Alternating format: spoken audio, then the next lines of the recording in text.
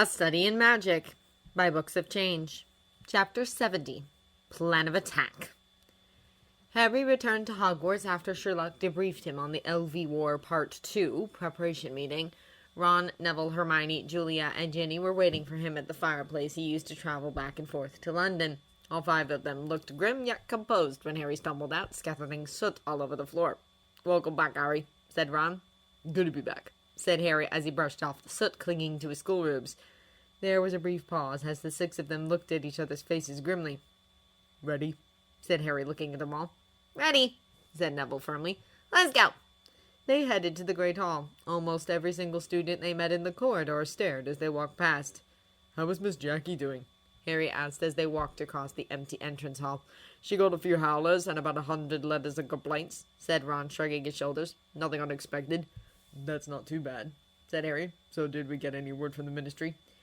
"Percy sent us an owl," said Ginny. "He wanted to know how it happened. He also hinted that there's going to be an inquiry. Again, nothing unexpected." Harry nodded grimly as Hermione opened the doors to the Great Hall. A sudden hush seemed to fall upon the hall's occupants as Harry and his friends walked in. Harry could feel the multitude of eyes staring at him as he walked towards the Gryffindor table. From the corner of his eye, he could see the Slytherins pointing and hissing.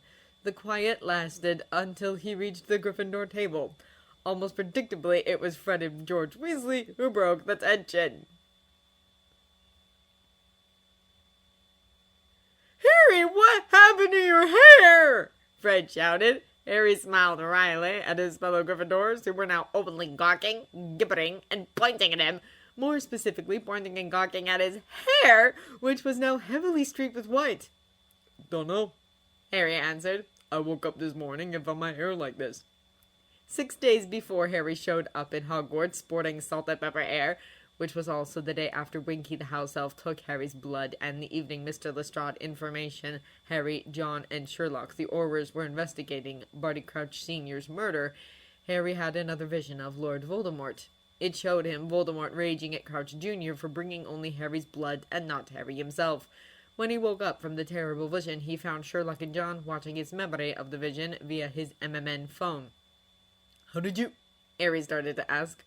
Where were we the last time you used this paper charm to show us your vision of LV?"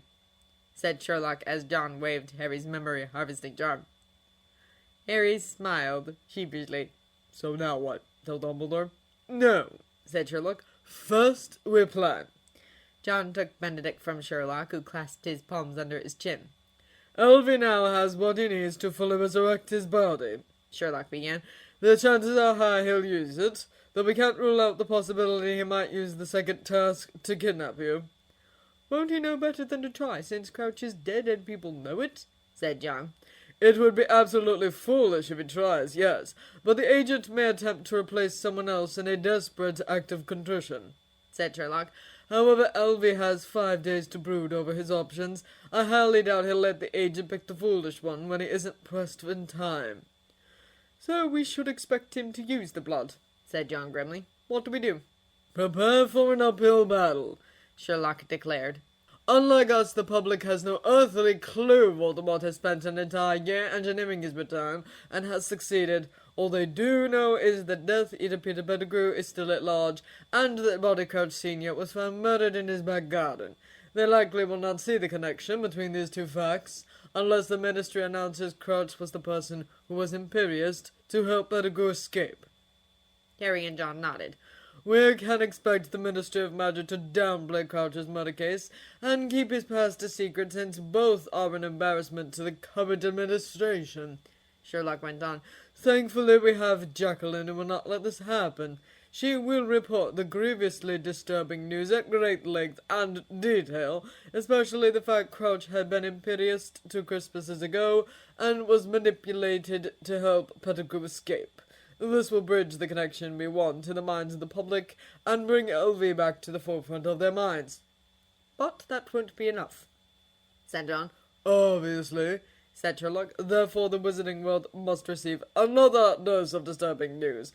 That one is easy. We have one pending already." "We do?" said Harry blankly. "Think, Harry," said Sherlock impatiently.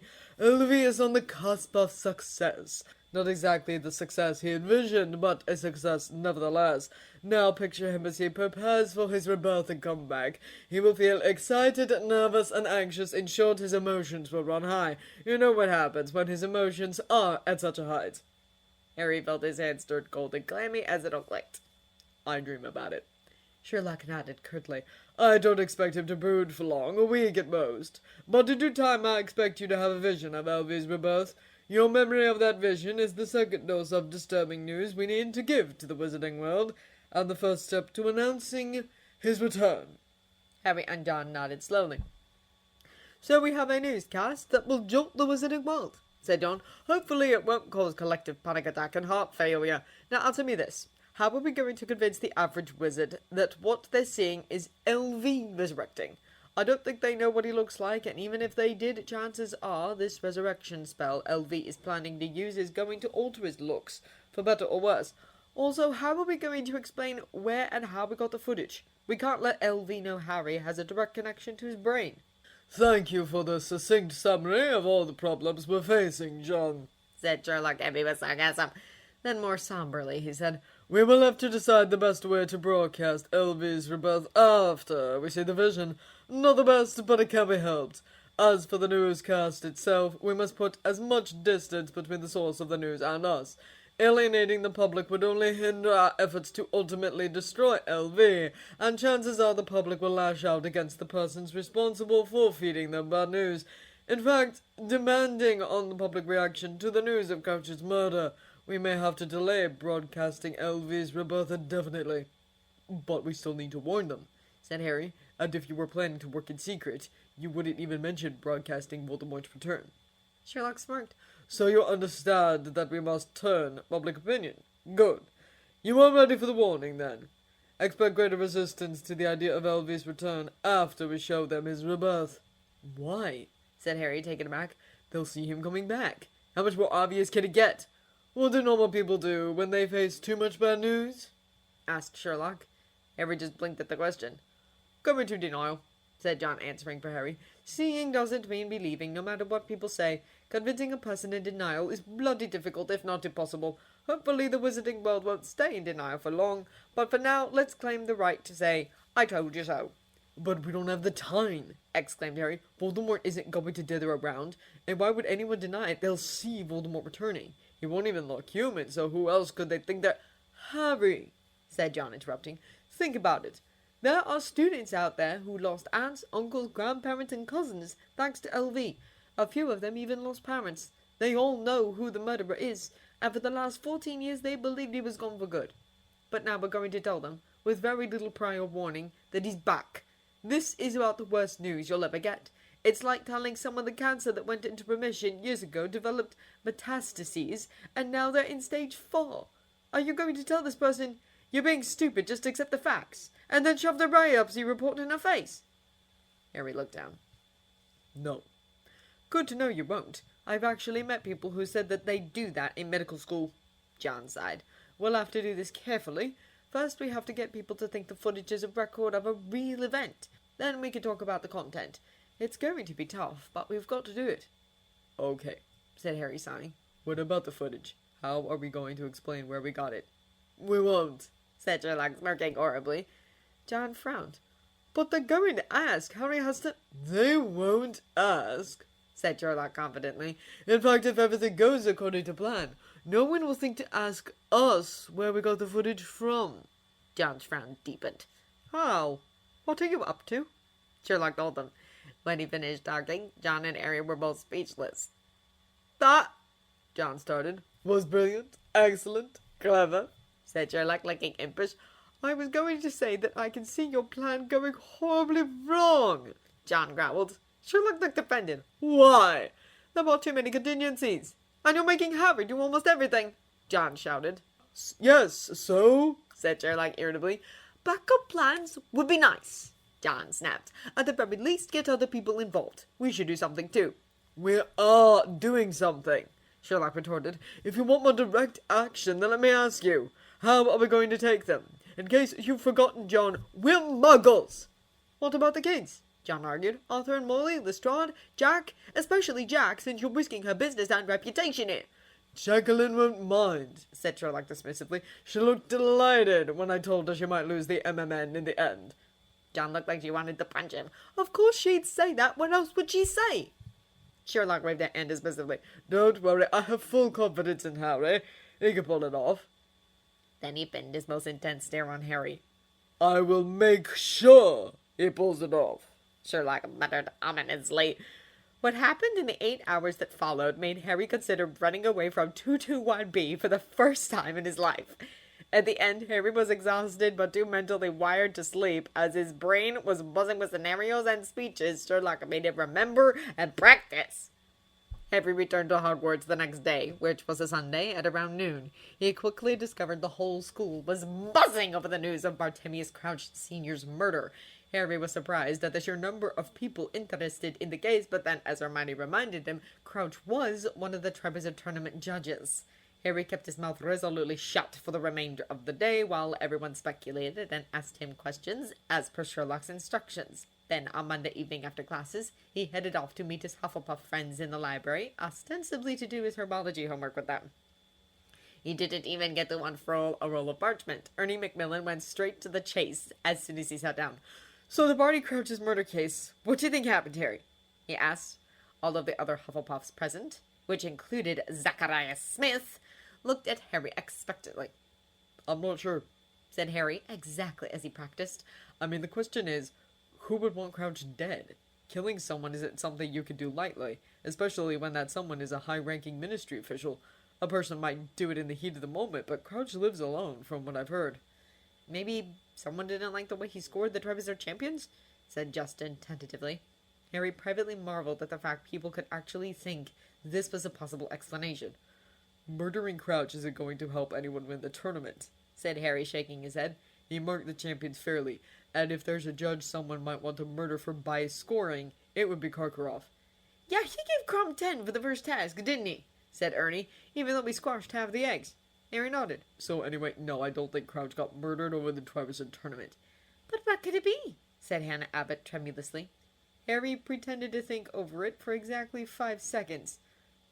I don't want to speculate, he said slowly to his breathless audience. There's really not a lot to go on. But you have an idea, said Justin eagerly. You must have something, or you wouldn't say that. Harry nodded, then he drew in a deep breath. Did you know that Crouch was the person who sent Sirius Black to Azkaban without a trial? Harry began. Start with a shocking, publicly verifiable fact, Sherlock had instructed Harry. Something your fellow students can confirm for themselves. It will bolster your trustworthiness. Harry smiled wryly as Ernie, Justin, and Go cast in shock. Crouch was... said Susan Bones weakly. Yeah, Harry confirmed. He used to be the head of the Department of Magical Law Enforcement before your Aunt Amelia. Anyway, this means... He swallowed. Sirius is one possible suspect. Show them you are willing to consider all the possibilities, Sherlock had said. You have to, or else they will think you are biased. Ernie looked suitably horrified. Isn't he your godfather? He is, said Harry flatly. That's why I had to really think about it. I mean, I don't want it to be him, but... well, I had to wonder. The Hufflepuffs nodded wordlessly. He has an alibi, thankfully.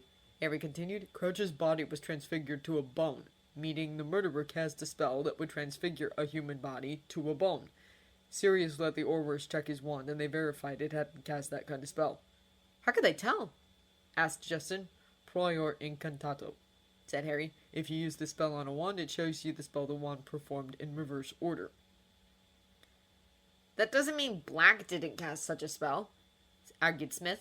Smith! Susan and Ernie exclaimed, outraged. Yes, that's true, said Harry through gritted teeth. Even though he expected the objection, it still grated him deeply. Sirius could have used someone else's wand. He might have even used Crouch's wand just to make the irony thicker. But did you know it takes a very powerful wizard to properly use a wand that doesn't belong to him? Smith blinked, and so did several others. Mr. Ollivander told me, said Harry, looking pointedly at Smith, that you will never get good results with another wizard's wand. I actually experimented with Julia's old wand to see if I'd had trouble, and he shook his head. It was no good. I couldn't get it to work. You should try it. It's a lot harder than you think. Here, you can use mine. The Hufflepuffs openly goggled as Harry offered his wand to Smith. Show them you did your research, Sherlock had said. Then challenge them to replicate your results. It will make them trust you more. Smith eventually took Harry's wand and tried to levitate his quill. Harry felt a deep sense of satisfaction when, try as Smith might, he couldn't get the spell to work. See? Said Harry as he took his wand back. Also, for your information, the guards of Azkaban drain a wizard of his powers if he stays there for too long. Sirius was there for 12 years. It's been almost 2 years since he left, but he still needs magic-enhancing therapy. Smith voiced no more objections, though from the look on his face, Harry could tell he was not at all satisfied. Looks like he can't be your godfather, Harry, said Ernie solemnly. I'm very glad to know that. I am too, said Harry. But that still leaves the question. Who did it? Do you have any bright ideas on that? Groused Zacharias Smith resentfully. Things are murky here, said Harry as he leveled a glare at Smith. Since Crouch was the head of the Department of Magical Law Enforcement when you-know-who was active, he has plenty of enemies. You could even include you-know-who himself as one. That makes the pool of suspects very large. But, said Hannah breathlessly. There's common thread to all his enemies, said Harry. And that is? You-know-who, Harry declared. Harry ended the discussion at that, even though he was bursting to say this could mean Lord Voldemort might be engineering his return. Sherlock had been adamant about this point and drummed it into Harry's head that he must not go further. Harry had to establish himself as a trustworthy source of information, and trustworthy people did not speculate beyond the available evidence. Also, any doubt towards Harry would only give Voldemort an advantage. We cannot let Elvie win, Sherlock had said vehemently. I categorically refuse to let him win. So listen to me. Harry had a very similar discussion with Terry Boot the next day. It was far easier to lead Terry to point where he saw the connection between Crouch's murder and Voldemort. In fact, Terry took an extra step and wondered if Pettigrew had anything to do with the case. Why did you think about Pettigrew? Asked Harry, trying not to sound too excited. He's still out there, isn't he? Said Terry. And he is a Death Eater. He doesn't have anyone to turn to right now except for you-know-who. Yeah, said Harry. I do think he has a hand in it, but there's no evidence that can tell us what. And the reasons why Pettigrew would want Crouch dead are all scary. True, said Terry, shivering. By the way, I can't believe the hat didn't put you in Ravenclaw. You've definitely got the brains for it. He looked at Harry keenly. Did the hat give you the option? No, it actually offered Hufflepuff, said Harry truthfully. Really? Huh, I wonder why. Harry focused on observing the residents of Hogwarts after his talk with Terry. The students' interest in Crouch's murder case waned as the second task approached, but they still talked about it, usually whilst wondering who was going to replace Crouch as a judge. During his silent watch, Harry couldn't help but notice an increasing number of students tried to cast spells using their friends' wands. The days passed by slowly. Harry had trouble sleeping and had no dreams. In his madder moments, Harry wondered what Voldemort was waiting for and wished he'd get a move on. He couldn't tell his worry to his friends, as Sherlock said they couldn't risk their minds being read. They had the mind-blocking paper charms Mr. Shin made, of course, but anyone who had been actively trying to read their minds so far would become suspicious if he suddenly wasn't able to read them. Then, the day before the second task dawned, Harry, Ron, and Miss Jackie headed to the lake after dinner to prepare to film the second task unmanned. Harry couldn't film the task himself, as whatever method he used to follow the champions might help them fulfill their task, and that was against the rules. Miss Jackie, with the help of Fred and George, had developed a waterproof spy cam she could access remotely for this reason. These cameras couldn't swim, so Harry and Ron had to place them in strategic locations when no one was looking. Hopefully. Harry and Ron ate gillyweed to go underwater. Ron looked revolted when he first laid eyes on the ball of what looked like slimy grayish-green rat tails. Chewing on it was awful, too. It felt unpleasantly slimy and rubbery like octopus tentacles. After swallowing, Harry and Ron waited for something to happen. They felt stupid standing there at the back of their fluorescent-colored diving suits, which Miss Jackie insisted that they wear. Then, quite suddenly, Harry felt as though an invisible pillow had been pressed over his mouth and nose. He tried to draw breath, but it made his head spin. His lungs were empty, and he suddenly felt a piercing pain on either side of his neck. Harry clapped his hands around his throat and felt two large slits just below his ears flapping in the cold air. He had gills. Harry and Ron shared one look before they flung themselves into the lake. A large gulp of water cleared Harry's head instantly. The icy water felt wonderfully cool to the skin. Harry looked around and marveled at how clearly he could see. It was also strange because he felt no need to blink. When Harry tried to swim, he was astonished at how swiftly he could move. So he looked down at his feet and discovered they were elongated and webbed between the toes. Weird. Once Harry and Ron got over their fascination towards their new flippers and gills, they went off to set up the cameras. It took them 2 hours. It would have taken Harry and Ron less time if it weren't for the pack of Grindylows that ambushed them halfway down in the forest of black weeds. Harry used the Relatio charm on them, and instead of sending sparks at the Grindylows, the spell pelted them with what seemed to be a jet of boiling water, for where it struck them, angry red patches appeared on their gray skin. Harry and Ron got lost after the Grindylows stopped chasing them. After wandering around a bit, they got some unexpected help. Harry thought he was having a heart attack when he saw Moaning Myrtle floating hazily in front of him, gazing at him through her thick pearly glasses. "Myrtle!" Harry tried to shout, but nothing came out of his mouth except a very large bubble. Moaning Myrtle giggled at him. "If you're looking for the Merpeople Village, you want to try over there," she said, pointing. Ron wrote on the writing slate attached to his diving suit. "How do you know?" "I sometimes go down there," said Myrtle. "Sometimes I don't have any choice if someone flushes my toilet when I'm not expecting it." Harry and Ron shared a grin as they imagined Moaning Myrtle zooming down a pipe to the lake with the contents of a toilet. Harry took the writing slate from Ron and wrote, "Thanks, Myrtle." Then they gave her the thumbs up and set off. They found the Merpeople village in the direction Myrtle pointed out. It looked like a cluster of crude stone dwellings stained with algae. The Merpeople living there had grayish skin and long, wild, dark green hair. Their eyes were yellow, as were their broken teeth, and they wore thick robes of pebbles around their necks. They leered at Harry and Ron as they swam past. 1 or 2 of them emerged from their caves to watch them better, their powerful silver fishtails beating the water, spears clutched in their hands.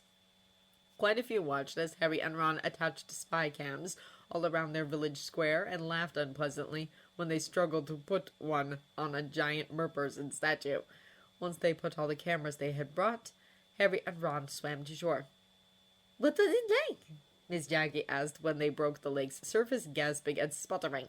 They lost their gills and flippers on the way back. "Creepy," said Ron. "Eerie," Harry decided. "Did you meet the giant squid?" "We saw it at a distance," said Ron. "Did the company of a Stank Merlin." "The Merpeople?" Harry and Ron nodded fervently. Miss Jackie looked wistful. "Would you go back?" "Maybe," said Harry dubiously. "Maybe when it's lighter out." The 3 of them returned to the castle. Harry and Ron went straight to their dormitory, changed into their pajamas, and went to bed, as they were both feeling very heavy-limbed and exhausted. Harry heard Ron's snores in no time, and soon his own eyes started to droop. He stood in the darkness of an overgrown graveyard. The black outline of a small church was visible beyond a large yew tree to his right. A hill rose above them to his left. Harry could just make out the outline of a fine old house on the hillside.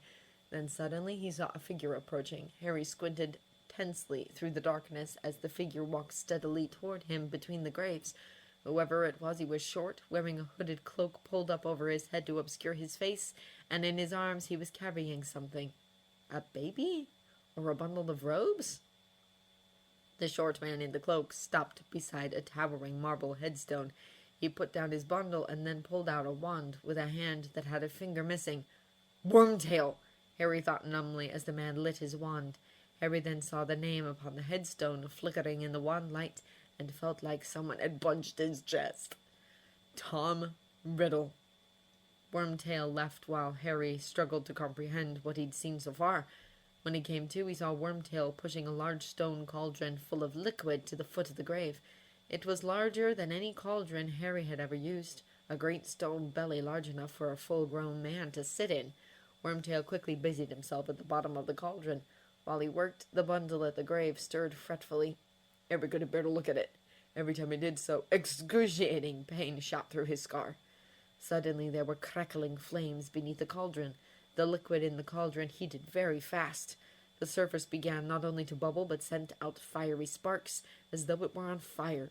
Steam thickened, blurring the outline of Wormtail tending the fire. The movements beneath the robes became more agitated. Then Harry heard a high, cold voice. "Harry!" The whole surface of the water was alight with sparks now. It might have been encrusted with diamonds. "It is ready, master." "No!" said the cold voice. Wormtail pulled open the robes on the ground, revealing what was inside them. It was as though Wormtail had flipped over a stone and revealed something ugly, slimy, and blind. But worse, 100 times worse. The thing Wormtail had been carrying had the shape of a crouched human child, except that Harry had never seen anything less like a child. It was hairless and scaly looking, a dark, raw, reddish black. Its arms and legs were thin and feeble, and its face... No child alive ever had a face like that. Flat and snake-like with gleaming red eyes. The thing seemed almost helpless.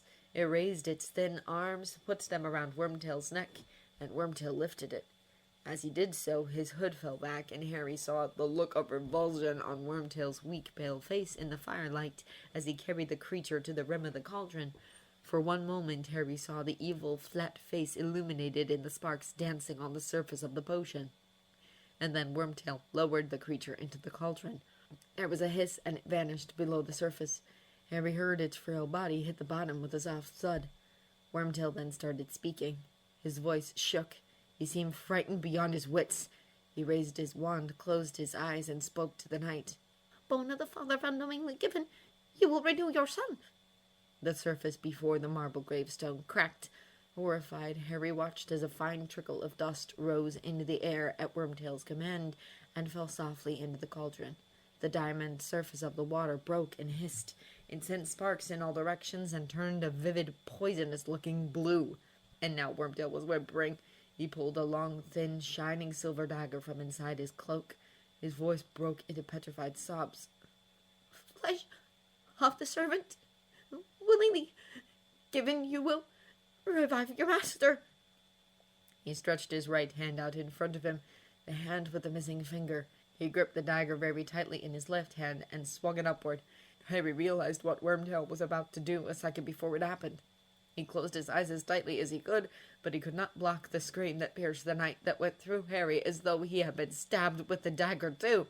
He heard something fall to the ground, heard Wormtail's anguished panting, and a sickening splash as something was dropped into the cauldron. Harry couldn't stand to look, but he nevertheless opened his eyes. The potion had turned a burning red. Wormtail was gasping and moaning with agony. He fumbled around his cloak with his remaining hand, still panting with pain, and pulled out a glass vial full of blood-red liquid. "Blood of the enemy forcibly taken, you will resurrect your foe." He poured the contents of the vial inside the cauldron. The liquid within turned instantly a blinding white. Wormtail dropped to his knees beside the cauldron, then slumped sideways and lay on the ground, cradling the bleeding stump of his arm, gasping and sobbing. The cauldron was simmering, sending its diamond sparks in all directions so blindingly bright that it turned all else to velvety blackness. Nothing happened for a long time. Harry prayed nothing would happen, that it had gone wrong. But then suddenly the sparks emanating from the cauldron were extinguished. A surge of white steam billowed thickly from the cauldron, instead obliterating everything in front of Harry so that he couldn't see Wormtail or anything but vapor hanging in the air. Then through the mist in front of him he saw with an icy surge of terror the dark outline of a man, tall and skeletally thin, rising slowly from inside the cauldron. "Robe me," said the high, cold voice from behind the steam, and Wormtail, sobbing and moaning, still cradling his mutilated arm, scrambled to pick up the black robes from the ground, got to his feet, reached up, and pulled them one-handed over his master's head. The thin man stepped out of the cauldron. His face belonged to someone who had haunted Harry's nightmares for 3 years, whiter than a skull, with wide, livid scarlet eyes, and a nose that was flat as a snake's with slits for nostrils. It was Lord Voldemort.